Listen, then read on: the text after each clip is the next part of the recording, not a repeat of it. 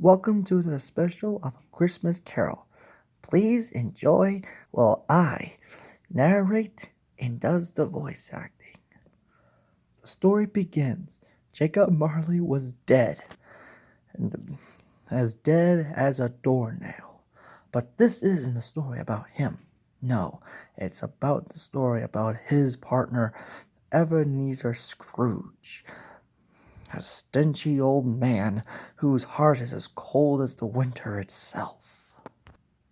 He and his partner, Jacob Marley, were both worked at a counting house. And their employee, Bob Cratchit, who tries everything he can to be the best employee he could be.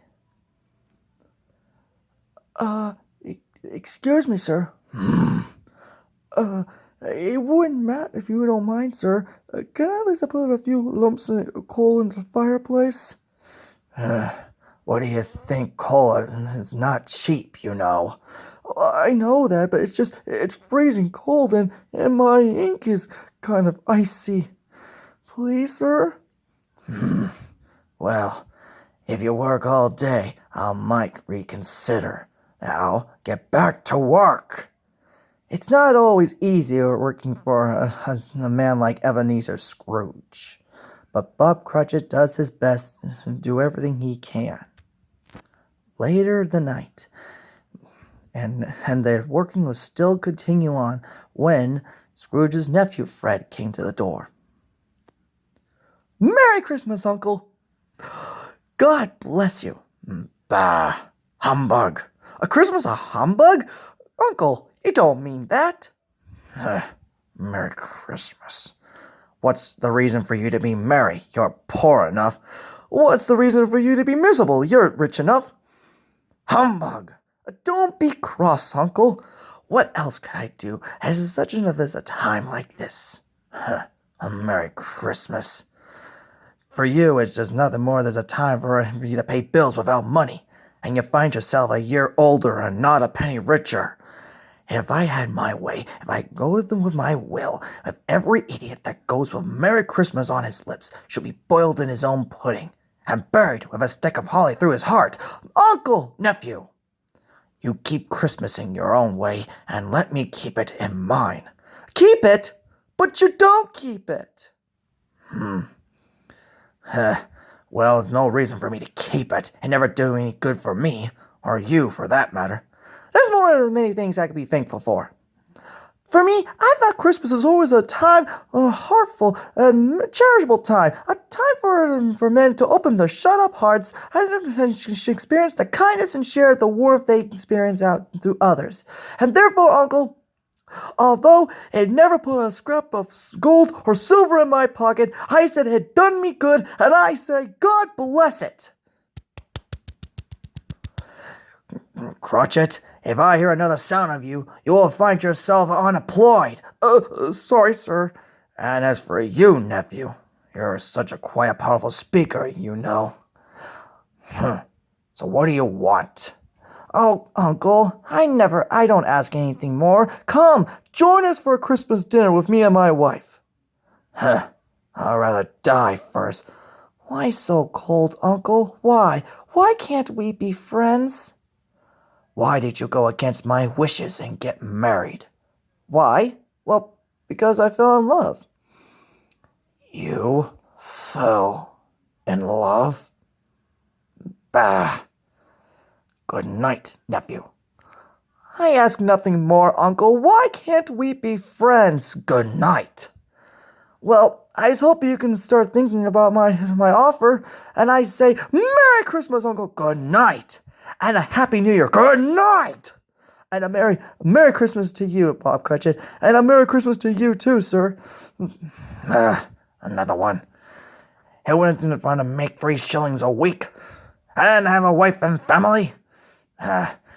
It's just another way of I hate Christmas. Not too long after Fred left, there were 2 gentlemen came to the door. "Scrooge and Marley's, I presume?" He's over there." "Do we have the pleasure to address to Mr. Scrooge or Mr. Marley?" "Mr. Marley's been dead for 7 years." In fact, he died 7 years ago, this very night. Oh, well, I'm sorry to hear that, sir. Well, I expect nothing less from the generous offer from his surviving partner. As this festive season of the year, Mr. Scrooge, we are going to door to collect some donations to buy the poor some meat and drink and some means of warmth. So, how much should we put you down for? Nothing. Oh, you wish to remain anonymous? I wish to be left alone. I don't make myself merry on Christmas, and I can't afford to make idle people merry. Oh, come on. It's to help the poor people in need. So come on, Mr. Scrooge, think about it. Will there be no prisons? Prisons? Well, yeah, plenty of those. And the workhouses? There'll be none of those either? Well, I'm afraid there'll still be work there. I wish they weren't. Good. Because I was afraid there was something might delay them from their usefulness. I donate my money to those places. For those who are badly off, they should just go there. But many can't go there, sir. Frankly, many would just rather die. And they had better do it. And then decrease the surplus population. Good night, gentlemen. Good night. It was closing time, and Bob Cratchit came to ask Mr. Scrooge a day off. What do you want, Cratchit? Mr. Scrooge, since tomorrow is Christmas, I was wondering, could I have a day off? A day off? So you're asking for me, so you can have the whole entire day off. But it's only once a year, sir. And it's also quite convenient. It's not convenient. It's not fair. It's like I said, it's only once a year, sir. A poor excuse to pick a man's pocket every 25th of December. But I suppose you can have the whole day off. But in exchange, I expect you to be here earlier the next morning. Yes, sir. Of course, sir. And so Bob Cratchit is happily away to his home and wife, and to let his family know that he has a day off on Christmas Day. While Mr. Scrooge just continued miserably heading home through the night. But every year was always the same. But not this year. No, this year he has an unexpected surprise. Oh,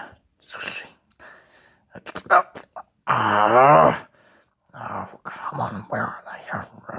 I got him.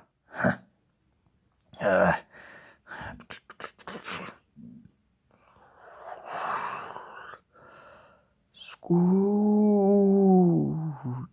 Marley? Scrooge! Impossible. Nah, it's just my imagination, because I haven't had some dinner. And so Scrooge went up the stairs and through to his bedroom. Everything was dark and cheap, just how he liked it. But ever since that thing at the door, he had been more jumpy, more scared. So he kept a few lights on, just to check everything. But everything was all as well, but except he can't help the feeling that he was being followed. Like someone was stalking him, like someone was waiting for him. And so he locked up his bedroom and started eating his leftover gruel alone. But this year, it's like I said, he had an unexpected visitor this time around.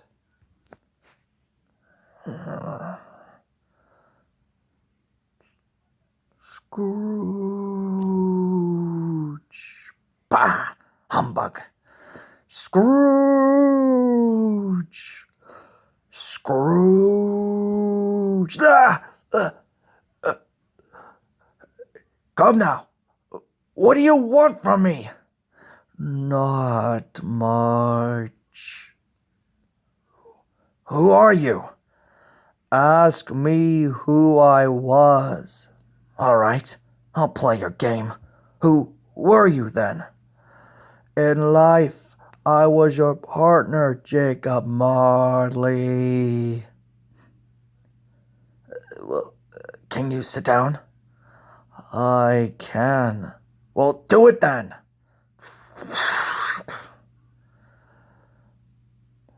You do not believe me? I don't. It's the same thing as doubting your senses. Yeah, so? Then why do you doubt your senses? Because the littlest things can affect them. Like the disorder of the stomach and make them cheat. More like an underdone potato. Yeah, that's it. There's more gravy than a grave about you, or whatever you are. No, please, have mercy. Why are you troubling me? I ask you, do you believe me, or don't you? Yes, I do. I must. Woe is me. But these chains, why with these chains you have around you? These are the chains that I forged myself in life. I made them link by link and yard by yard. This link is the one I made when I cheated the widows out of their homes of money. This is the chain that I made when I ignored all those poor people who needed help. Do you recognize their patterns? Can you ever imagine the weight and the length of the chain that you bear yourself, Ebenezer? I don't see a chain. Well, I do. And let's put it this way. Compared to my chain, mine is nothing compared to the chain that you bear yourself, Ebenezer. It is as long and as heavy as these 7 Christmas Eves ago. Jacob, tell me. Speak comfortably. Tell me more. I have none to give. I cannot stay. I cannot linger anywhere.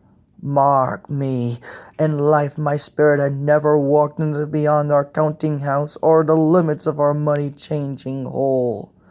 Now I have an eternal traveling, cannot have no rest, no peace. And I'm unable to do anything to redeem myself. Then, why can't I see you then? Why do you come to me? Because, Ebenezer, I have come here to warn you that you, my friend, you have a chance to hope to escape from this fate I bear myself. Thank you, Jacob. You were always a good friend to me. Thank you.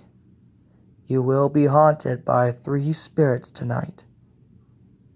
If that's my chance of hope, I'd rather not take it. You must. Without these visits, then you will not have no hope of escaping the fate I made myself. Well, if that's the case, then I should take it then.